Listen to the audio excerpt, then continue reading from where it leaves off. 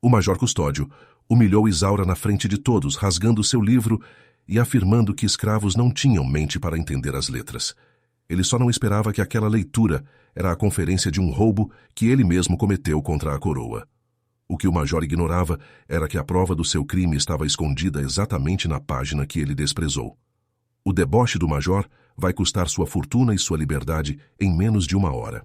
No fim deste relato, você verá como um homem poderoso caiu por subestimar a inteligência de quem ele achava que não pensava.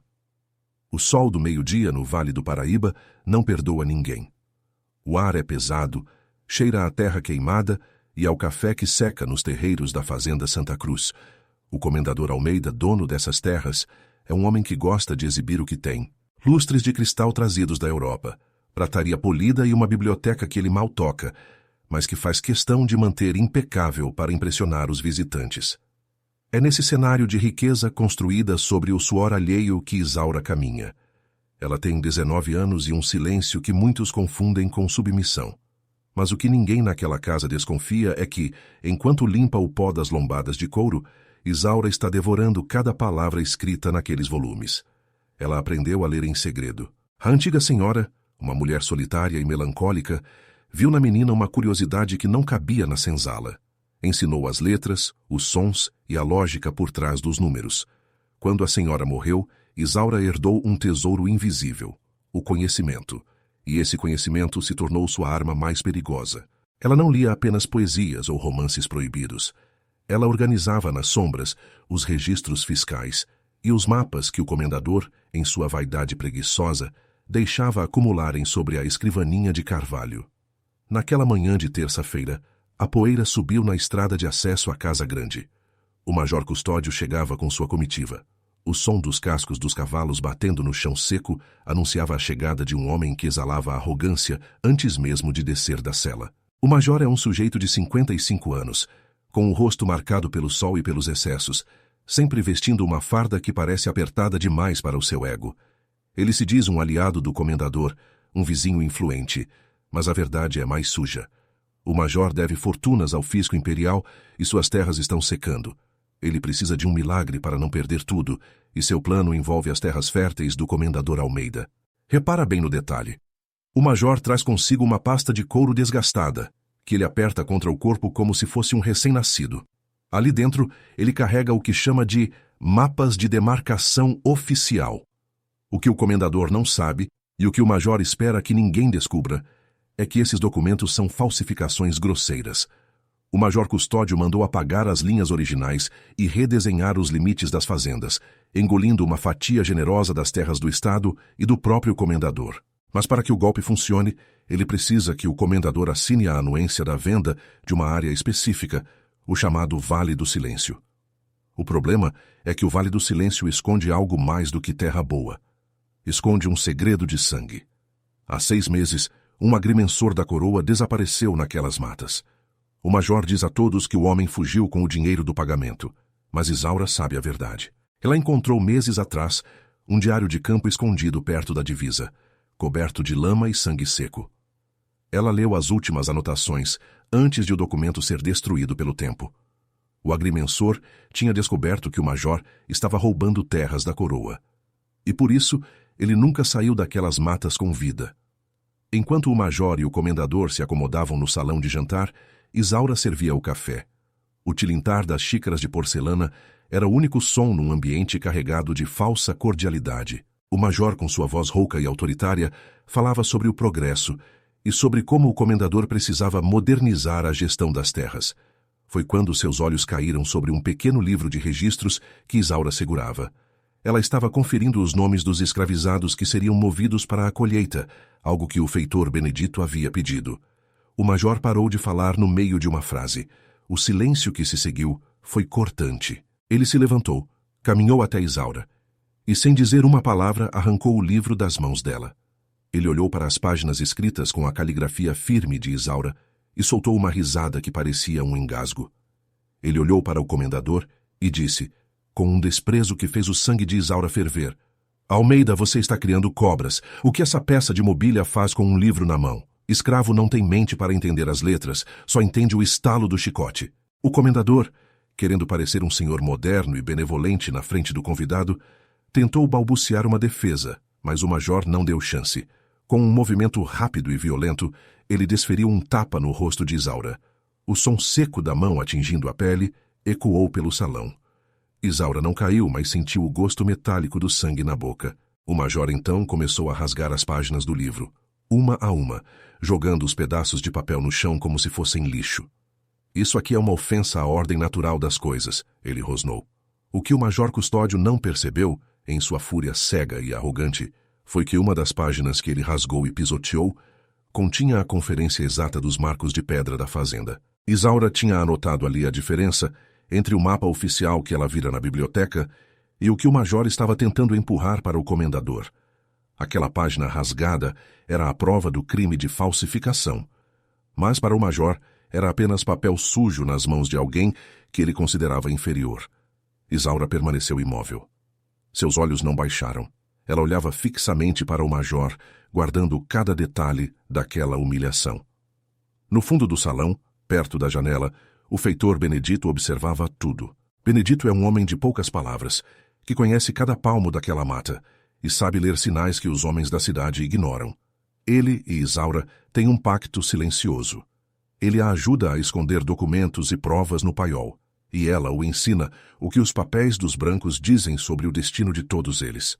O major Custódio, sentindo-se vitorioso, sentou-se na poltrona de couro preferida do comendador. Ele abriu sua pasta e colocou os mapas falsos sobre a mesa. Vamos assinar isso logo, Almeida, antes que o governo mande outro inspetor burocrata para nos atrapalhar. O major estava suando. O suor escorria por suas têmporas, não apenas pelo calor, mas pela pressa. Ele sabia que o juiz de paz, o Dr. Munhoz, estava na região para uma fiscalização de rotina. Se o contrato fosse assinado antes da chegada do juiz, o roubo estaria oficializado. Mas Isaura já tinha começado a mover suas peças. Enquanto recolhia os pedaços do livro rasgado do chão, ela pegou algo que o major deixou cair da pasta sem perceber. Um fragmento de cera vermelha. Era o resto de um selo imperial. O major estava usando selos falsificados para validar seus mapas, mas aquele fragmento era autêntico, provavelmente roubado do escritório do agrimensor assassinado. Isaura guardou o pedaço de cera na dobra do seu avental. Aquele pequeno objeto era a peça que faltava para provar que o major não estava apenas mentindo. Ele estava cometendo um crime contra o Império. O comendador Almeida, vaidoso e influenciável, pegou a caneta de pena. Ele estava pronto para assinar.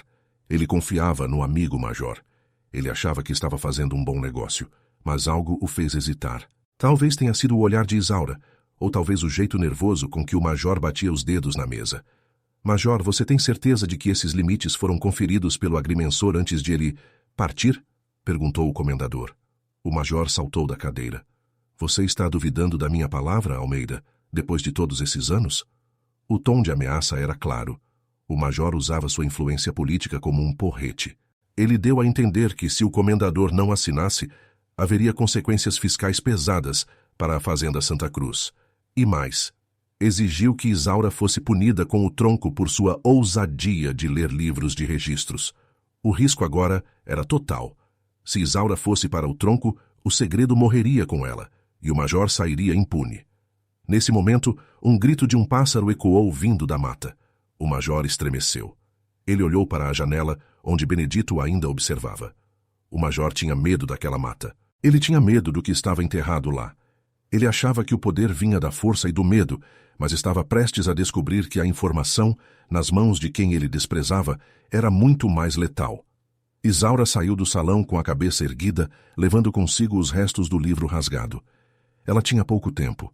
O juiz de paz, Dr. Munhoz, deveria chegar a qualquer momento para o jantar. O major planejava embebedar o comendador e colher a assinatura definitiva naquela noite. Isaura precisava agir.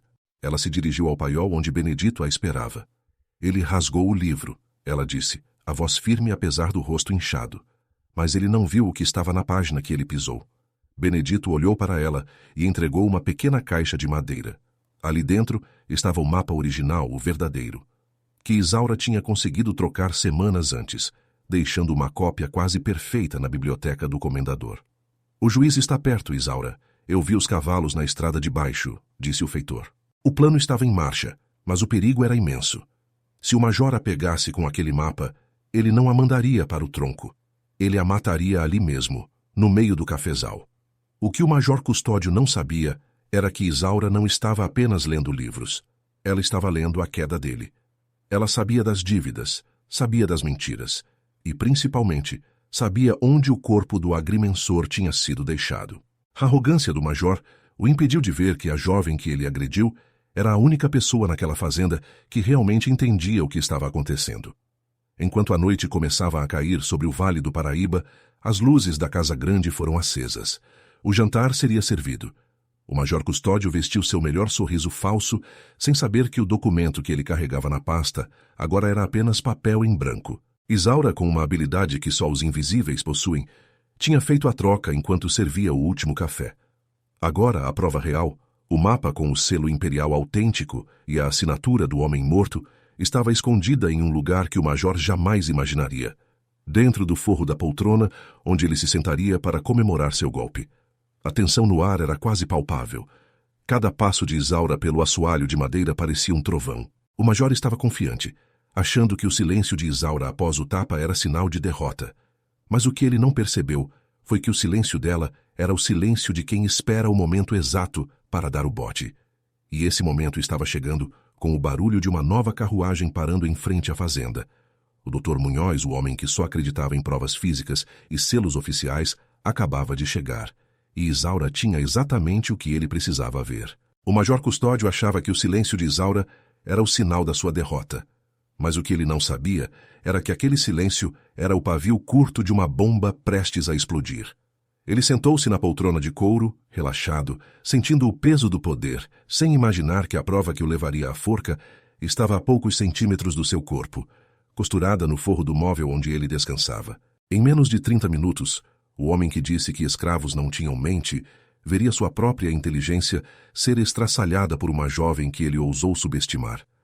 A justiça não viria pelo chicote, mas pela ponta de uma pena e pela coragem de quem aprendeu a ler nas sombras. A carruagem do juiz de paz, Dr. Munhoz, parou diante da casa grande com um solavanco. O som das rodas de ferro no cascalho foi como um veredito. O doutor Munhoz era um homem seco, de poucas palavras e olhos que pareciam escanear a alma de quem estivesse à sua frente. Ele não era amigo de ninguém. Era amigo da lei e dos selos oficiais. Ao descer da carruagem, ele ajustou os óculos e olhou para o major Custódio, que o esperava na varanda com um sorriso forçado e as mãos suando dentro das luvas de pelica.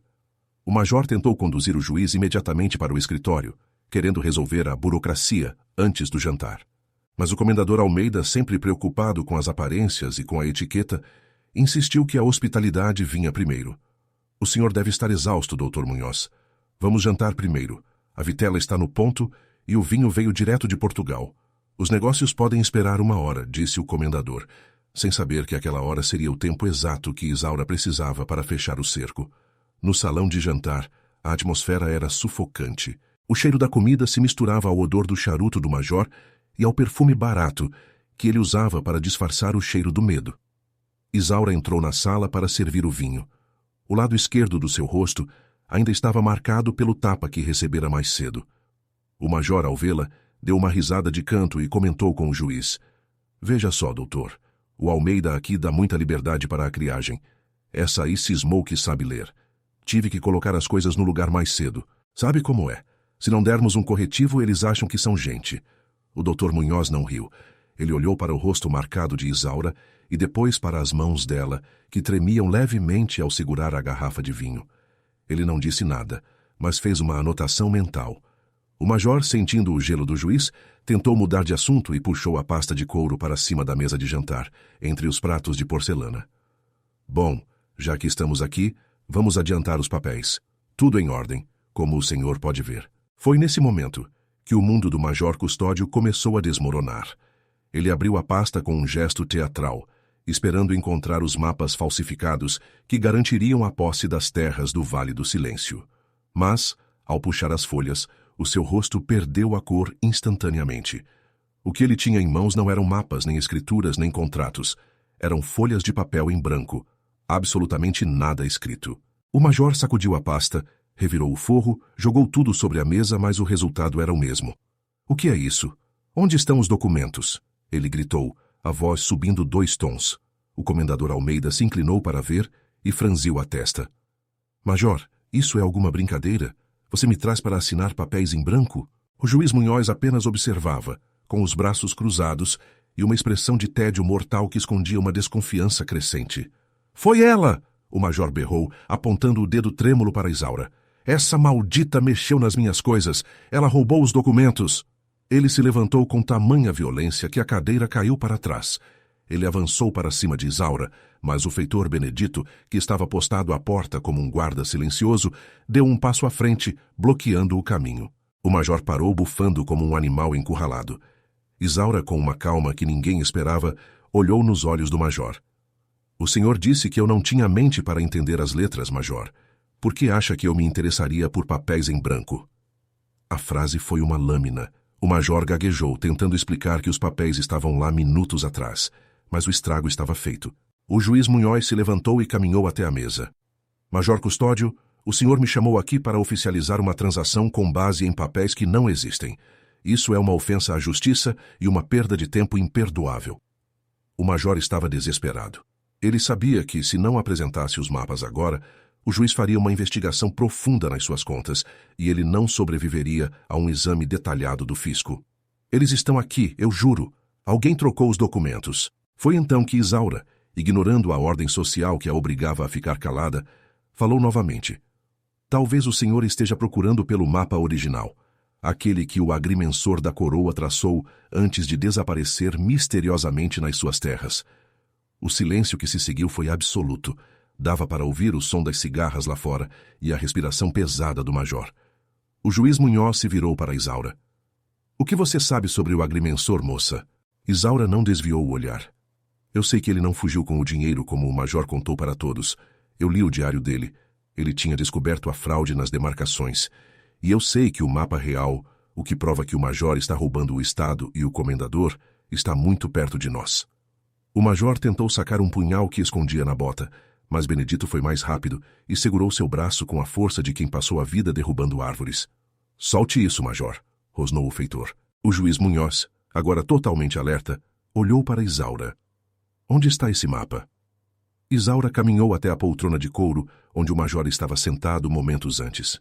Ela estendeu a mão e entregou ao juiz o fragmento de cera vermelha que tinha guardado. Este é o selo imperial autêntico, doutor. O major tem usado selos falsos, mas este aqui pertencia ao agrimensor. E o mapa que ele selou está aqui. Ela apontou para o assento da poltrona.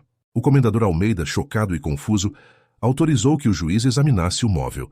Benedito pegou uma faca de caça e, com um corte certeiro, rasgou o forro de couro caro. De dentro do enchimento, ele puxou um rolo de papel grosso, amarrado com uma fita preta. O juiz Munhoz pegou o documento, abriu-o sobre a mesa e comparou com o fragmento de cera que Isaura lhe dera. O encaixe foi perfeito, mas o que veio a seguir foi o golpe final. O juiz começou a ler as anotações nas margens do mapa. Esta caligrafia é a mesma dos relatórios oficiais que recebi no mês passado. E aqui, nesta nota lateral, o agrimensor relata que sofreu uma emboscada de homens a mando de um vizinho ganancioso. O juiz olhou para o major, que agora estava de joelhos, o suor lavando o rosto. Major Custódio, o senhor não está apenas sendo acusado de fraude. O senhor está sendo acusado de assassinato de um oficial da coroa. O major tentou balbuciar uma defesa, mas as palavras não saíam. Sua arrogância tinha se transformado em um pavor paralisante. O comendador Almeida, percebendo que quase perdeu metade de sua fazenda para um assassino e fraudador, estava roxo de raiva. Você tentou me roubar, Custódio, na minha própria casa, usando a minha confiança. O juiz Munhoz fechou o mapa com um estalo seco. Benedito, amarre este homem. Ele será levado para a capital sob custódia imperial. E você, moça? Ele olhou para Isaura com um respeito que ela nunca tinha recebido de um homem branco na vida. Você salvou o patrimônio do Estado e, possivelmente, a vida do seu senhor. Como você aprendeu a ler? Isaura respondeu com a voz firme. Aprendi porque a mente não aceita correntes, doutor. O major achou que rasgar um livro apagaria o que eu sei, mas ele só provou que o medo dele era maior que a sua inteligência. O major Custódio foi levado para o paiol, onde passaria a noite amarrado antes de ser conduzido para a prisão. Ele perdeu tudo, Suas terras foram confiscadas para pagar as dívidas com a coroa e para indenizar a família do agrimensor assassinado. Ele, que se achava um gigante, terminaria seus dias em uma cela úmida, lembrando-se para sempre do rosto da jovem que ele humilhou. O comendador Almeida, embora ainda fosse um homem do seu tempo, sentiu o peso da vergonha. Ele sabia que se não fosse por Isaura ele estaria arruinado. O juiz Munhoz não deixou por menos. Comendador, a lei permite que o senhor recompense atos de bravura e lealdade extraordinária ao Estado. Se o senhor tiver um pingo de decência, sabe o que deve fazer. Na manhã seguinte, antes mesmo de o major ser levado embora em uma carroça de prisioneiros, o comendador Almeida assinou o documento mais importante da vida de Isaura. Não era um registro de fazenda, nem um mapa de terras. Era a sua carta de alforria. Ele entregou o papel a ela no mesmo salão onde ela tinha sido agredida no dia anterior. Isaura pegou o documento. Ela não chorou. Ela apenas dobrou o papel com cuidado e o colocou dentro do livro de registros que o major tinha tentado destruir e que ela havia colado página por página durante a madrugada. Ela olhou para a estrada, onde a carroça com o major Custódio desaparecia na poeira. O homem poderoso agora era um nada, e a jovem, sem mente, agora era dona do seu próprio destino. A mentira tem perna curta quando encontra alguém que sabe ler as entrelinhas. O major achou que o poder vinha da força e da posição social, mas descobriu da pior maneira possível que o verdadeiro poder vem da informação e da coragem de quem não tem nada a perder, a não ser as suas próprias correntes. Se essa história de reviravolta e justiça tocou você, não se esqueça de deixar o seu like e se inscrever no canal para não perder os próximos relatos que a história oficial tentou apagar. Compartilhe este vídeo para que mais pessoas vejam que a inteligência é a maior arma contra a opressão. E comente abaixo de qual cidade do Brasil você acompanhou o desfecho desse caso. Até a próxima.